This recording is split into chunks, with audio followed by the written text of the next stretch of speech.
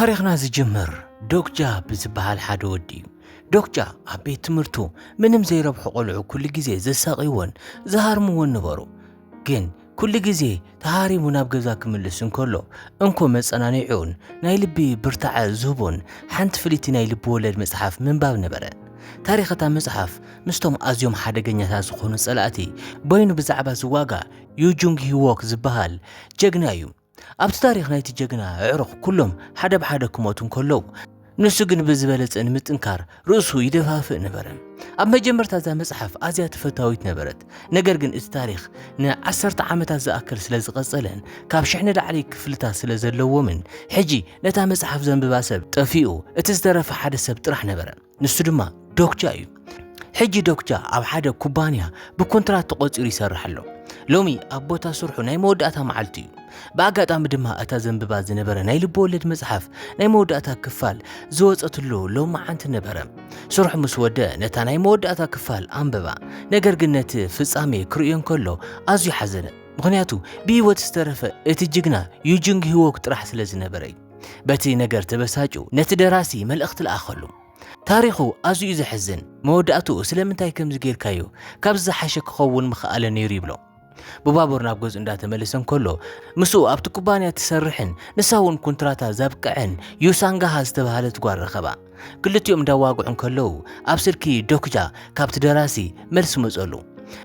اتدراسي انتنا اسه ات تاريخ كساب موداتا زامبو وسم بمهلاو داسيلنلو دحر موالو دما اتفصام انت زي اعجبوكا كاب مشه ساعات حدا ندحر ناي بعلخا فصامه كتصحف عدل كتركب يخا زبل ملخت الاخلو لك عبتا قصبتتيا اتبابور بحيل تناوزت دحري دما دوبلت ابوش تبابور حدا غاشا دمصي اقالح دوكجا ساعات راي لك ساعات حديو ودياونو از نجر لك عبتا مصحف مجمرتا كم استصحافه اتستصحافه يخون كم زله تردو دنگت حدا زفرحن غاشا فطورن ابوش تبابور تراي حدا سباي ابت فطور كچدرن كله تبابوران قساسا كبلن كلن اتفطور كاب عينو ليزر تكويسو نتسباي ودياونو قتلو اتفطر كل سب سوق كبل اززمو رسو ملختنيا ايز بهاليلو اللاليوم ناي ود سب حاتيات درتو كمز حلفن مقصعت كمز مصن اوجه نجر جن اب صوتازي نمسعر ادل كمزلو نغرو لك ابز وانزي اب سكرين ملخت مصن اوشت 10 دقيق نفس وكف سب حدا بهيوت زلو فطر كقتلالو اتستعوت سب دما 300 سنتيم وي دما كوينس كركبي زي تعوت جن كموتيو اتم تسافرتي كدناغورن كوخون جمرو قاليوم ننحدحدم كواغوج كجمرون كلو اتم قال ادما سب نمقتال تحبابرو حنت سبيتنا بتخال اي كفال بابور نمدام كتفتنون كولا اتم عصو بزي الرأمندق تعصو دوكجا نابت زقصل كفال كتمتن كله نزي يوجانغ هيوك رايو حجي اتناغر ملو بملو نصر كونلو اذا فصام زي نسو كان ببوز نبره تاريخيو اذا مال دما نايز عالم زي ناي مصاي عدل اقدم يفلطلو مالتيو دنگت حدا حبي چراغ كابتي ربا وصيو نتبابور هرما اتبابور بحيل تغلابطت دوكجا نتحجز كروم اتحجز بلو زخونه هيوت زلو فطر قتلي زبلنبر سبقو لا يبلن ابز وانزي جيليان استبهالن اشتقلع ناي صاصات مقمط حزرايو ودياون منزيعو نيسانغها هبامو حنصاص مريص قتللا دحري ناي سبات قالبو نمسحف فتنه جن مان ما يرايون غزي كيتف بعلو بقلطافه حنت نشت صاص قتله ودياون هولوجرام ترايو 300 سنتيم رخبه حجي ناي كل سبا قالبو نابو كونه نجر كن سبات اتصاص نخلو كم زي اكل كردون كلو دنگت وطري وسخ ابز ماخل حدا سب نحنتي ارغيت كتقعن كل راي نكغدفا تزاريبو اب كندو صاص قتل يبلو اتسواي كن نتا ارغيت مقتال يحغسن له بمبال امبي بلا دوكجا نتا مصحف ذكرا ناي سبزي سم برنس يزبال ناي تاريخ تنكلنيا سبي دوكجا كاتو كفتن كله برنس كتقع جمره ابزي يمبار دوكجا بلحات استتقمه اتزرخبو 300 سنتيم حيل نموسخ كتقومل كم زخيل ذكره ودياونو تتقومل مو حيل بموسخ نبرنس بحيال بوكسي ابارورو نجر جن برنسون قليل ينبرن ناي بعل حدغኛ حيل نورو ودياونو تسيونت خباب بصلمات بمشفان ندوكجا بحيل كهارمو جمره لك ابز وانزي اتناي صاصص حصون مريت وديقو تسبره بزح صاصصات دموزو دوكجا نتوم صاصصات بمچفلا بزح سنتيمات رخبه قلطافو ناي مصوار حقمن وسيخو نبرنس سعرو برنس اندابخي كاب حجي ايتقعني بمبال حنت صاص لمنه دوكجا كن نسخ اكل ناي تاريخ تكون ايتبقعني خايبلو ድሕሪኡ ሓንጻጽ ነታ ኣረጊት ክትቐትላን ክተትርፋን ኣብ ኢዳ ቀመጠላ ነገር ግን ሰዓቱ ኣኺሉ ዜሮ ክኸውን እንከሎ እቲ ጻጸ ከይተቐተለ ካብ ኢድ እታ ኣረጊት ወፂኡ ክኸይድ እንከሎ ይርአ ነበረ ኣብታ መጽሓፍ ናብ ቅድሚት ክስጉም ዝነበሮ ፕሪንስ ኣብታ ቀዳመይቲ መድረኽ ሞተ እታ ኣረጊቱን ምስኡ ዓረፈት እቲ መልእኽተኛ ተመሊሱ መፂኡ ኣብ ክፍሎም ዝተረፉ 17 ሰባት ጥራሕ ምዃኖም ነጊሩ ኣብ ዝጋሻ ዓለም እዚ ኮኸባት ወይ ድማ ኮንሰንትሬሽን ናይ ሰባት መንከራን ውግእን ምርኣይ ዝፈትዉ ሓያላት ፍጡራት እዮም እቲ መልእኽተኛ ነፍሲ ወከፎም ካብዞም ኮኸባት ፍሉይ ውህብቶ ወይ ስፖንሰርሺፕ ከም ዝረኸቡ ነገሮም ዶክተር ግን ስፖንሰርሺፕ ኩሉ ግዜ ጽቡቕ ከም ዘይኾነ ይፈልጥ እዩ ኣቐዲሙ ይኹን ደንጉዩ ኣብ ክንዱ ሓደ ነገር ክኸፍሉ ኣለዎ ስለዚ ንሕጂ ምንም ስፖንሰርሺፕ ከም ዘይደሊ ይወሰነ ድንገት እታ ባቡር እንደገና ተናወፀት ሓደ ዓብይ ናይ ማይ ጭራቕ ናብ ታሕቲ ይስሕቦም ነበረ ሂውን ሱንግ ዝተባህለ ወታደር ነቲ ማዕጾ ክኸፍቶ ክፍትን ረኣዮ ሂውን ሱንግ እውን ናይቲ ታሪክ ቀንዲ ገጸ ባህር ምዃኑ ዘከረ ሕቡዕ ሓይሊ ከም ዘለዎን ንዑ ከበራብሮ ከም ዘለዎን ነገሮ ሂውን ሱንግ ሓይሉ ኣበራቢሩ ነቲ ማዕጾ ክኸፍቶ ከኣለ እሞ ኩሎም ኣምለጡ ዶክተር እቲ ንእሽቶ ቆልዓ ጊልያን እቶም ጻጸታት ብህማቶም ሓዚኑ ኣብታ ባቡር ክተርፍ እንከሎ ረኣዮ ብቕልጡፍ ተመሊሱ ድማ ካብታ ባቡር ኣውፅኦ እንዳጎይ እንከሎ ሓድሽ ድምፂ ተሰምዐ ዝቕጽል መድረኽ ጀሚሩ ኣሎ ሕጂ ሓደ ድልድል ክሰግሮ ኣለኩም ይብሎም እቲ ዓብይ ናይ ማይ ጭራቕ ድማ እንደገና ወፂኡ ነቲ ዓብይ ክፋል ናይቲ ድልድል ሰወሮም ዓብይ ክፍተት ፈጢሩ ድማ ናብቲ ማይ ተመለሰ ነቲ ነገር ብዝበለጸ ንምጭና እቲ መልእኽተኛ ናይ ባቡር መንደቕ ኣብቲ ድልድል ደርበየሉ እቶም ዝሞቱ ሰባት ኩሎም ድንገት ተሲኦም ነቶም ተጻወቲ ክቐትልዎም ካሃድንዎም ጀመሩ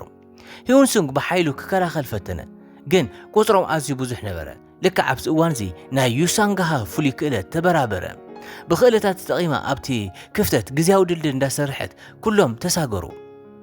ዶክተር ቀፂሉ እንታይ ከም ዝኸውን ስለ ዝፈልጥ መርዛም ጋዝ ከም ዝልቀቕ ኣጠንቀቖም እሞ ናብቲ ቀረባ ናይ ባቡር መደበኛ ክኸዱ ከም ዘለዎም ነገሮም ዶክተር እቲ ናይታ መጽሓፍ ጅግና ዝኾነ ዩጅንግዋክ ምስ ገበል እንዳተዋግአ ኣብዚ መደበኛ እዚ ታሪኹ ከም ዘብቅዕ ዘከረ ጆንግያክ ፍሉይ ክእለት ተጠቒሙ ነቲ ታሪክ ናብ መጀመርታ ክመልሶ ይኽእል እዩ ነገር ግን ኣብቲ መደበኛ ዘለዉ ካልኦት ሰባት ኩሎም ክሞቱ እዮም ስለዚ ንካልኦት ንምድሓን ጆንግያክ ብሂወት ክጸንሕ ኣለዎ ዶክተር እንታይ ከም ዝፍጸም ነጊሩ ክሕግዞ ወሰነ ኣብዚ ማእኸል ጆንግያክ ጸላእቱ ብሰይፍን ብብረትን ሓደ ብሓደ የጥፍኦም ነበረ ናብ ዶክተር ቀሪቡ ፕሪንስ ክመውት ኣይነበረን እንታይ ኢኻ ጌርካ ይብሎ ዶክተር ግን ሓስዩ ናይ መጻኢ ክርኢ ከም ዝኽእል ፕሪንስ ጌጋ ሰብ ስለ ዝነበረ ክመውት ከም ዝነበሮን ነገሮም ኣብቲ ባቡር ጣብያ ውሽጢ ምስ ገበል ውግእ ከም ዘሎን ከመይ ጌርካ ከም ዝሰዓረን ኣረዶ ጆንግያክ ግን ብክራባቱ ሒዙ ካብ ጫፍ እቲ ድልድል አንጠልጠሎ እሞ ሕጂ እንታይ ኢኻ ትገብር ይብሎ ዶክተር ደንገጸ ጆንኪ ድማ ብሓቂ ዝሓይሊ ዝንተሃሊካ ኣመስክር ካብዚ እንተምሊጥካ ኣብቲ ባቡር ጣብያ ክንራኸብ ኢና ኢሉ ናብቲ ማይ ደርበዮ እቲ ጭራቅ ንዶክተር ወሓቶ ዶክተር ናብ ከብዲ ጭራቅ ወደቐ ካብ ቅድሚኡ ሓድሽ ናይ ጸወታ መድረኽ መልእኽቲ መጸ ነቲ ጭራቅ ተሎሞ ኣምልጥ ኣብ ከብዲ ድማ ኩሉ ነገር ንኮኸባት ብቐጥታ ዘመሓላልፍ ላይቭ ስትሪም መልእኽተኛ ነበረ ዶክተር ነቲ መልእኽተኛ ብናይ ሓቂ ስሙ ጸውዖ እቲ መልእኽተኛ ድማ ደንገጸ ዶክተር ኣነ በቶም ኮኸባት ፍሉጥ እየ ኣነ እንቶም ሞይተ ንስኻ ክንደይ ከም እተጥፍእ እቶም ኮኸባት ብኣኻ ክሓዙን እዮም ብምባል ኣፈራርሖ ነታ መጽሓፍ ሙሉእ ስለ ዘንበባ እቲ መልእኽተኛ ብዙሕ ክቡር ነገራት ከም ዘለዎ ይፈልጥ እዩ ስለዚ ውዕል ተኣሳሰሩ ድንገት ኣብ ከብዲ እቲ ጭራቕ ኣሲድ ክፍጠር ጀመረ ዶክተር እቲ ኣሲድ ከይወፅእ መሳመር ክዕድግ ከም ዘለዎ ነቲ መልእኽተኛ ነገሮ እዚ እውን ካብታ መጽሓፍ እዩ ተማሂርዎ እቶም ኣሲድ ዝወፀሎም ነዃላት ኩሎም ሓደ ብሓደ ዓፀዎም በዚ ምክንያት እዚ እቲ ጭራቅ ካብ ውሽጢ ሞተ ዶክተር ነቲ መድረኽ ሓለፎ ካብ ከብዲ እቲ ጭራቅ ወፂኡ ኒውክሌስ ኣውፂኡ ነቲ መልእኽተኛ ንዕኡ ክሸጠሉ ሃቦ እቲ መልእኽተኛ ኣብ ክንድኡ ማስክ ሓዊሱ ውህብቶታት ሃቦ እቲ መርዛም ጋዝ ኣብ ኩሉ ቦታ ስለ ዝተዘርግሐ ዶክተር ነቲ ማስክ ገይሩ ወፀ ስልኩ ብናይ ስፖንሰርሺፕ ሕቶታት ተጨናነቐት ንሱ ግን ነቲ ምልክታ ኣጥፎ ምግቢ ንምድላይ ናብ ሓንቲ ድኳን ከኣቱ እንከሎ ዝሞቱ ሰባት ረኸበ ክልተ ኣንስት ሞይተን ነበራ እታ ሳርሰይቲ ግን ክትመውት ሒደት ተሪፍዋ ነበረ ሃንደበት ሓደ ጭራቅ መስኮት ሰይሩ ኣተወ ንዓኣ ኣልዒሉ ክጎይ ጀመረ እቲ ጭራቅ እንዳተዓናቐፈ ሃደኖ ኣብ ሓደ ናይ ባዕሉ መደበኛ ባቡር ኣትዩ ነቲ ማዕጾ ክዓጽዎ እንከሎ እቲ ጭራቅ መፂኡ ኣብቲ ማዕጾ ተጋጨወ ነገር ግን ጉጅለ ሸፋቱ ኣብቲ ቦታ ይጽበይዎ ነበሩ እታ ጓል እዚኣ ብሂወት ምህላዋ ርእዮም ደንገጹ ኣብታ መጽሓፍ እዞም ሰባት እዚኦም ብሓይሊ ይሃርሞ ከም ዝነበሩ ዘከረ ብዘለዎ 1500 ሳንቲም ሓይሎም መሓይሾ ሓደ ብሓደ ክሃርሞ ጀመረ እቲ መራሒኦም ናይ ባዕሉ ሓይሊ ዋላ እኳ እንተነበሮ ዶክተር ብቕልጣፈ ሰዓሮ ካልኦት ሸፋቱ ከጥቅዕዎ ክትስኡ እንከለው ናይ ሂውንሲን ጉጅለ በጽሑ ካብታ ባቡር ዝተረፉ ሰባት እውን ምስኣታቶም ነበሩ ሳንጋሃ ከም ዝገለጸቶ ሓደ ዓብይ ናይ ሃገር መራሒ ምስኣቶም ስለ ዘሎ ሕጂ ንሱ ናይቶም ዝተረፉ ሰባት መራሒ ኮይኑ ኣሎ እቲ መራሒ ብዙሕ ሳንቲም ዘለዎም ሰባት ንኻልኦት ከካፍሉ ሓተተ ኣብዚ ማእኸል እቲ ንሽቶ ቆልዓ ጊልያን ምስ ሓሰኻታት ናይ ምዝረብ ሓይሊ ረኸበ ዶክጃ ድማ ዩጁንግ ሂዋክ ኣበያሎ ኢሉ ክሓትት እንከሎ ግን ማንም ስሙ ዝፈልጥ ኣይነበረን እቲ ታሪክ ብናቱ ምርጫታት ምኽንያት ከም ዝተቐየረ ተገንዘበ ካብ 3 ሰዓት ድሕሪኡ ናይ ህይወት መነባብሮ ክፍሊት ወይ ድማ ሰርቫይቫል ፊ ክኸፍሉ ከም ዘለዎም ተነገሮ ኣብዚ ዓለም እዚ ብህይወት ንምጽናሕ እኳ ክፍሊት ኣለዎ ክፍሊት ንምኽፋል መድረኻት ብየማንን ጸጋምን ክሓልፉ ኣለዎም እቲ መራሒ እንሆ ናብ ዶክጃ ቀሪቡ ሳንቲምካ ነዞም ሰባት ኣካፍል በሎ ዶክጃ መጀመርታ ክህቦ ሓሲቡ ነበረ ነገር ግን እዚ ሰብ እዚ ኣብታ መጽሓፍ ሕማቅ ከም ዝነበረ ዘከረ እንሆ ነፍሱ ንኮኾባት እንዳሸጠ ዝነበረ ጭራቅ ነበረ ሰባት ግን ገና ኣይፈልጥዎን ነበሩ ሳንቲም ዘይብሎም ሰባት ክጭነቁ እንከለው ዶክጃ ኣብ መወዳእታ ምንም ሳንቲም ኣይህብን ይበለ ነገር ግን ነቲ መድረኽ ሓሊፉ ንኹሎም ከም ዘድሕኖም ቃል ኣተወ ገለ መሳርሒታት ኣዳልዮም ናብቲ መተሓላለፊ ኣተው እቲ መንገዲ ጸልማ ስለ ዝነበረ ጊልያን ብዘብሮ ሓሰኻታት ነቲ መንገዲ ኣብርሆ ድንገት ጭራቃት መጺኦም ውግእ ጀመረ ኩሎም ብናይ ባዕሎም መሳርሒ ክዋጉእ ጀመሩ ዩሳንጋ ሓይላ ልክዕ ከም ስፓይደርማን ምዃኑ ተረዲኣ ብፈትሊ ክተጥቅዕ ጀመረት ነገር ግን ከይተሓሰበ ሓደ ጭራቅ ንሳንጋሃ ጎቲቱ ወሰዳ እቲ ጉጅለ ስዒብዋ ኸይዶ ኣብ ጫፍ ትድልድል ተኣሲራ ረኸበዋ ነቲ መድረኽ ንምሕላፍ ነቲ መራሒ ናይቶም ጭራቃት ምስዓር ከም ዘለዎም ዝገልጽ ሆሎግራም ትራእየ እቲ ዓብይ መራሒ ጭራቃት መጸ ዶክጃ መጀመርታ ተወሳኺ መጥቃዕቲ ገበረ ግን እንተሰዓበ እኳ ኣይተዓወተን እቲ ጭራቅ ኣብቲ ናሕሲ ኮይኑ ናይ ሰባት ኣእምሮ ዝሰብርን ሕማቅ ተዘክረታቶም ደጋጊሞም ክርእዩ ዝገብርን ፍሉይ ሓይሊ ተጠቐመ ሳንጋሃን ሂውን ሲጉን ኣብዚ መጻወድያ እዚ ወዲቖም ዶክጃ ግን ንሳንጋሃን ንጊልያን ብቕልጣፍ ኣድሕኖም እቲ መራሒ ጭራቃት ብምጭዳር ሰራዊት ይጸውዐ ዶክጃ ፍሉይ ሓይሊ ንምዕዳግ ነቲ መልእኽተኛ ጸውዖ ኣብዚ ማእኸል ዩጁዋንግ ሂዋክ ነቶም ኣናእሽቱ ጭራቃት እንዳቐተለ መጸ ዶክጃ እውን ነቶም ኣናእሽቱ ጭራቃት እንዳቐተለ ሳንቲሙ መለአ እሞ ፍሉይ ሓይሊ ዓዲጉ ኣብ መሳርሒ ወሰኾ ድሕሪኡ ናይ ዩጁዋንግ ሆክ ሓገዝ ብምጥቃም ዘሊሉ ነቲ መራሒ ጭራቃት ንኽልተ ሰበሮ እቲ መድረኽ ተዛዘመ ንሽልማት ዩጆንግ ሂዎንግ ክልተ ሓጸርቲ ሰይፊ ሂወን ስዎንግ ናይ ኢድ ጋሻ ጊልዮን ሓሰኻታት ዝቋሃፀ ናይ ርእሲ መከላኸሊ ሄልሜት ዩሳንጉሃ ፍሉይ ክዳን ዶክጃ ድማ ዝተሰበረ ሰይፊ ረኸቡ ዶክጃ ነቲ ካልእ ክፋል ናይቲ ሰይፊ ክደልዮ ከም ዘለዎ ይፈልጥ እዩ እቲ ውግእ ምስ ተወድአ እቲ ናይቶም ሸፋቱ መራሒ እንሆ ቦይኑ ተረፈ ክዋጋእ ክፍትን እንከሎ ኢዱ ናብ ጭራቅነት ተቐየረ እዚ ኮይኑ ምስኡ ተዋጊኣ ናብቲ ናይ ባቡር ሃዲድ ደፈአቶም ክትቆትሎ ክትፍትን እንከላ ግን እቶም ካልኦት ኣደናገጽዋ ምኽንያቱ እቲ ዝቕጽል መድረኽ ዝገደደ ከቢድ ክኸውን ኢሎም ፈሪሖም ስለ ዝነበሩ ልክዕ ናይ ክፍሊ ሰዓት ክበጽሕ እንከሎ ኢንሆ ንኹሎም ደፊኡ ኣምለጠ ነገር ግን ሓደ ተኳሲ ካብ ርሑቕ ኮይኑ ርእሱ ሃሪሙ ቀተሎም እዛ ተኳሲ እዚኣ ጄይ እትበሃል ናይ ጁኒዮክ መሓዛ ነበረት ነሳንቲ ሙሉእ ብሙሉእ ወሲዳ ኸደት ኣብቲ ባቡር ጣብያ ሓድሽ ምልክታት ተነገረ 104 ሰባት ኣለኹም ናብቲ ኣረንጓዴ ወይ ድማ ቀጠልያ ሕብሪ ዝቕጽል ተይሰዓዞን ክትኣትዉ 10 ደቂቃ ጥራሕ ኣለኩም እንተዘይኮይኑ ጭራቃት ክቆትልኹም እዮም ነገር ግን ዘሎ ቀጠልያ ዞባ 52 ጥራሕ ኮይኑ ነፍሲ ወከፍ ክሕዞ ዝኽእል ሓደ ሰብ ጥራሕ ይበለ ዓብይ ወጥር ድማ ተፈጠረ ጎንግ ፒልዱ ዝተባሃለ ሰብ ነቲ ቪአይፒ ቦታ ዓጽዩ ንምእታው ሳንቲም ክሓትት ጀመረ ዶክጃ እቲ ጉጅለ ክበታተን ነገሮም ጄይ መጺኣ ናይ ጆንግዮክ መልእኽቲ ኣብጽሕትሉ ዶክጃ ነታ ለይቲ ቦይኑ ክሕልፍ ኣለዎ ኣብዚ ማእኸል እቶም ቀጠልያ ዞባታት ቦታኦም ክቕይሩ ጀመሩ ዶክጃ ደው ዝበለሉ ቦታ ቀጠልያ ኮነ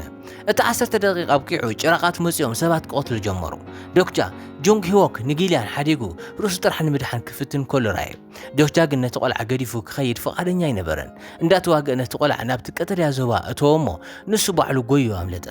እቶም ጭራቃት ኩሎም ናብ ዶክጃ ዞሩ ዶክጃ ኣብቲ ውግእ ዝወደቐ ዘብርህ እምኒ ወሓጦ ወዲያውኑ ናብ ናይ ካልእ ዓለም ተዘክሮ ውሽጢ ኣተወ ካብ ድቃሱ ክበራበር እንከሎ ይዕሩኽ ተድሒኖም ኣብ ሓደ ክፍሊ ይረኸቦ ነገር ግን ሂውን ሱንግ ኣዝዩ ቆሲሉ ነበረ ሎሚ ምስ ገበል ዝግበር ውግእ ውስን እዩ ሃንደበት እቲ መልእኽተኛ 157 ሰባት ጥራሕ ከም ዝተረፉን እቶም ክኾባ ስለ ዝኾረዩ ሕጂ ዝተረፈ ሓደ ቀጠልያ ዞባ ጥራሕ ምዃኑን ነገሮም ኣብ መውዳእታት ሰዓት ኣብቲ ቦታ ደው ዝበለ ሰብ ጥራሕ ክተርፍ እዩ እቲ ዞባ ድማ ኣብ ትሕቲ እግሪ ፒልዱ ነበረ ዶክጃ ግን ኣይተጨነቐን 100,000 ሳንቲም ንፒልዱ ብምሃብ ነቲ ዞባ ዓደጎ እቲ ዞባ ናብ ዶክጃ ክመጽእ እንከሎ ዶክጃ በቲ ዝተሰበረ ሰይፉ ነቲ ዞባ ሰባቢሩ ረጥፎ ሕጂ ንማንም ዕድል ኣይተረፈን ዶክጃ ሓቢርና እንተተዋጊእና ማንም ኣይመውትን ይበሎም ፒልዱ ነቶም ሰባት ብነጻእቶም እቶም ጭራቃት ክመጹ እንከለው ብናይ ፒልዱ መሳርሕታትን ብናይ ዶክጃ ጉጅለ ንዓነው ነገር ግን ናይቲ ጸወታ ቀንዲ ጸላኢ ገበል መጸ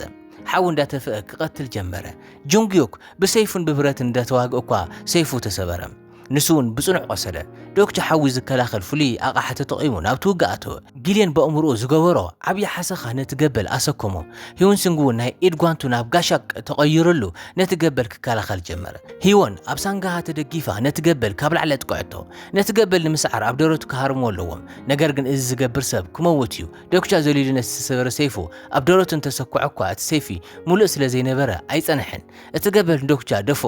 ኣብዚ እዋን እዚ ዩጆንግ ሂወክ ናይቲ ገበል ደረት ቀደዶ ነገር ግን ንሱ ባዕሉ ብናይቲ ገበል ሓዊ ናብ ሓመድ ክቕየር ጀመረ ጆንግዮክ እንተሞይቱ እቲ ጸበታ ናብ መጀመርታ ይክምለስ كل ነገር